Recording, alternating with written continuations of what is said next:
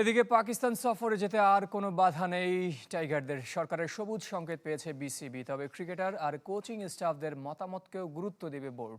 এদিকে আরব আমিরাত সিরিজের পর আইপিএল খেলতে পারবেন মুস্তাফিজুর রহমান। পিএসএল এর জন্য সাকিব আল হাসানকেও দেয়া হয়েছে এনওসি।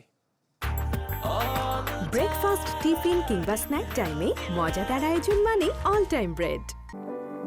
পাক ভারত যুদ্ধ থেমেছে, শনিবার থেকে দুই দেশে ফ্র্যাঞ্চাইজি লিগও শুরু হচ্ছে।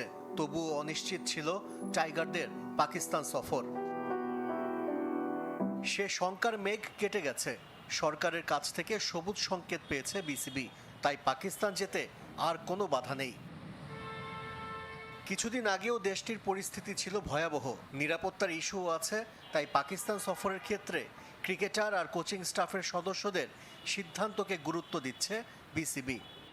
আমরা সব প্লেয়ার আর টিম ম্যানেজমেন্টকে জিজ্ঞেস করবো তোমরা কে কে কে কে যাইতে সেফ মনে করো। এখন যদি সব প্লেয়ার যাইতে চায়, ফিল সিমন্স গেল না, তখন তো একটা নতুন ম্যানেজমেন্টে যাইতে হইল। ৬ কোটি রুপিতে দিল্লি ক্যাপিটালসের হয়ে খেলার কথা মোস্তাফিজুর রহমানের। বিসিবির কাছ থেকে অনাপত্তি পত্রও পেয়েছেন কাটার মাস্টার, তবে প্রাধান্য পাবে জাতীয় দলের দায়িত্ব।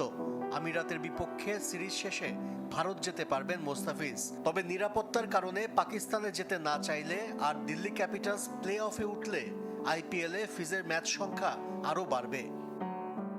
বাংলাদেশ টিমের ম্যাচে যখন থাকবে না তখন সে যাইতে পারবে। তার মানে 19 তারিখের পরের থেকে 28 তারিখ পর্যন্ত একটা গ্যাপ আছে না, পাকিস্তান না গেলে তো আরো বেশি খেলতে পারবে। পিএসএল এ লাহোর কালান্দার্সের জার্সিতে আবারও ক্রিকেটে ফিরছেন সাকিব আল হাসান। কোনো শর্ত ছাড়াই সাকিবকে এনওসি দিয়েছে ক্রিকেট বোর্ড। একাদশের সুযোগ পেলে 6 মাস পর 22 গজে দেখা যাবে সাকিব আল হাসানকে। আশরিক রুদ্র, চ্যানেল 24, ঢাকা।